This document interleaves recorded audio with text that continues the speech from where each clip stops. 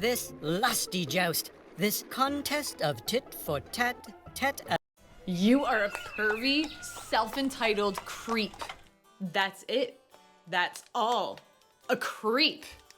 I am, in the sense that I have crept into your soul as the morning light creeps through the crepuscular forest, so that you feel my dew-steaming fingers penetrating your inviscerated dreams, which, like palpitated polyps, might at any moment burst orgasmically.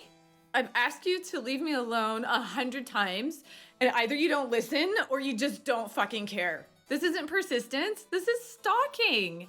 I lock the front door and so you come in through the fucking window? You scared the shit out of me, and you let out all the peacocks. And I am grievously sorry for the loss of your pigeons. Peacocks. Every one of which is as treasured by me as is the entirety of your intellect and the aggregate of your élan vital. I'm filing for a restraining order. You would hold up a flimsy film of paper to halt a hurricane? You would try snag a gambolling gibbon with a paper bag and cage the raging lion in a pen of onion skin? I'm leaving town. Don't follow me. Don't look for me. Don't even think of me ever again. I swear I'll have you arrested on sight. I wonder what she meant by that. It is a strange come hither. But then Fialova is mystery embodied. She is whim and wonder all wound into one. Shall I pursue her as before?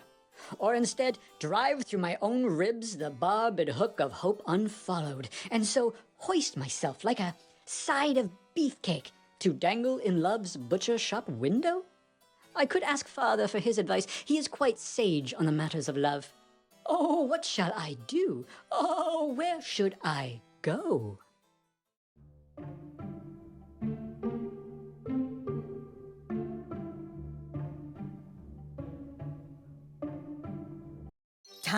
Time, that old covetous patriarch, crawling on all fours, but nearing too quickly, too sharkish for something appearing so sickly and hoar. It is a con, his crippled condition. He is the great trickster, the grand moldering magician, for even as he crumbles at the cornices, his plaster peeling, his stained windows breaking, his copper greening, his corpses slaking in lime, his cobblestones troughed and upcough, he is all the while time gaining time, lengthening and strengthening and grinning in his rigor mortis whim.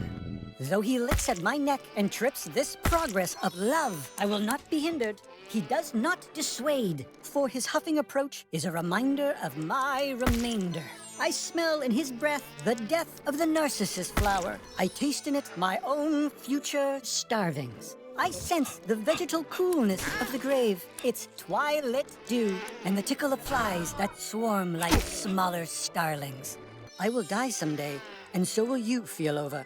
In this is our only rescue, to love and be with one another, now, anew, in this fleeting whenever. Is it a chase to swim from tidal darkness to the bright respite of shore? Is it a chase to move toward tomorrow again, and, if given the grace, forevermore? Is it a chase to seek food when hungry, knowledge when wallowed in doubt, or an aqueous oasis when lost in Saharan drought? These are not chases, no, despite how they may seem, but fractals of the cyclic whole, all indications of the simple forward roll of planet Earth along the oval track of God's heliocentric dream. These are the headlong motions of being. I am not chasing you, Fialova, but I am merely breathing, drinking, eating, waking, and sleeping. Be not pursued, but be instead persuaded. For me to stop is to be uncreated. Look back at your lot and be not salty, nay. But let us reunite. We two lost halves escape it, and locked in joining groins a-groaning, rock out naked.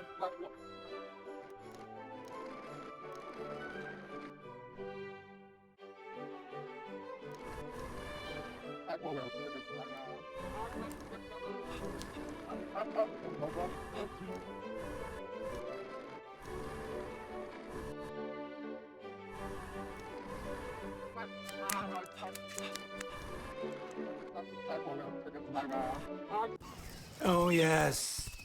Easter egg. Secret thing we've discovered.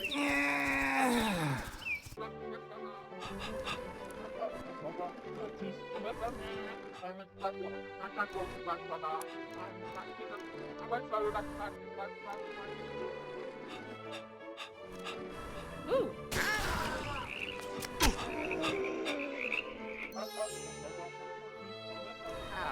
Ooh.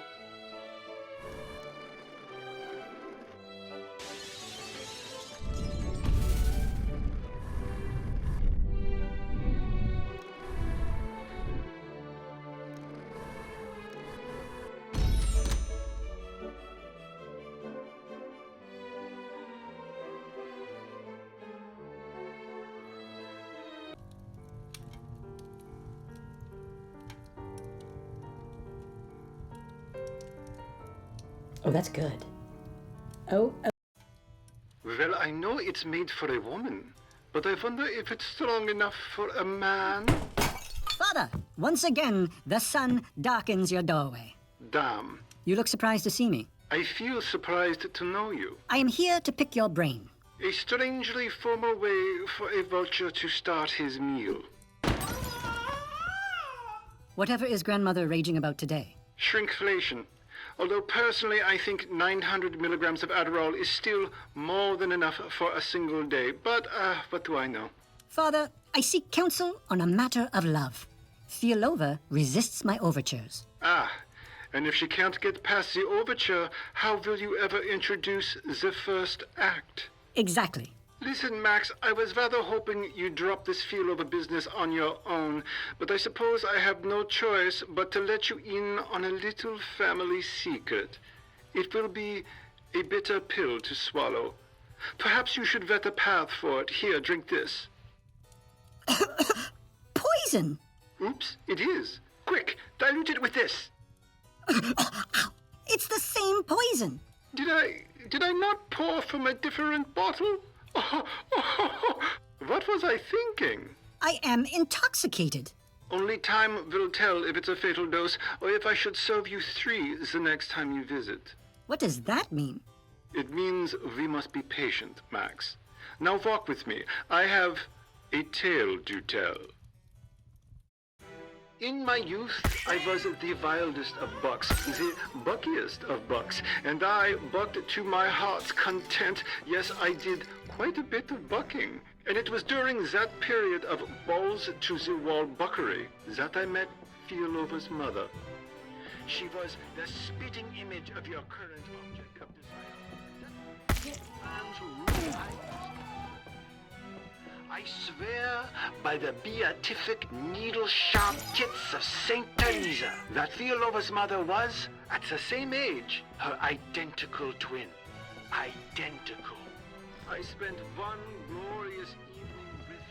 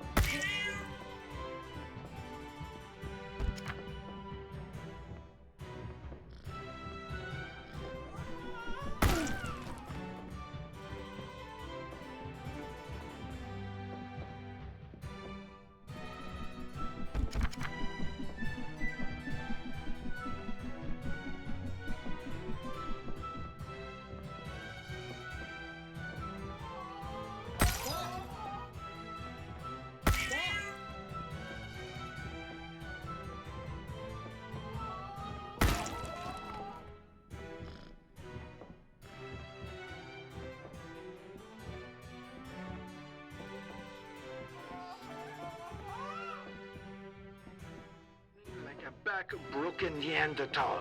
The feel of her nails hooking my fishy flesh so that I couldn't shake her off any more than I could spit out her hairs caught between my teeth.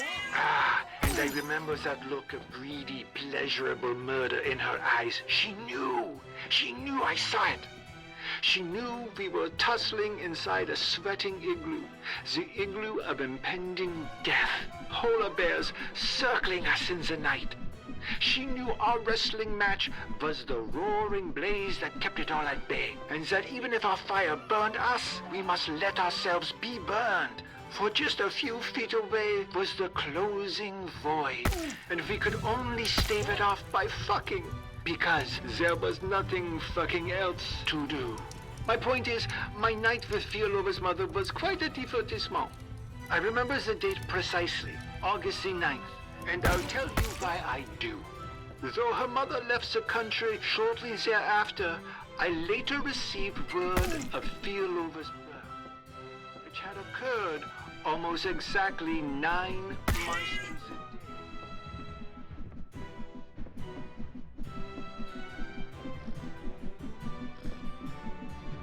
Last year, it was the first time I had seen her, and for it was as if her mother had returned, having aged not a minute since that sultry night 27 years ago that I doppelbanged her. Surely at this point, son, you must be following me.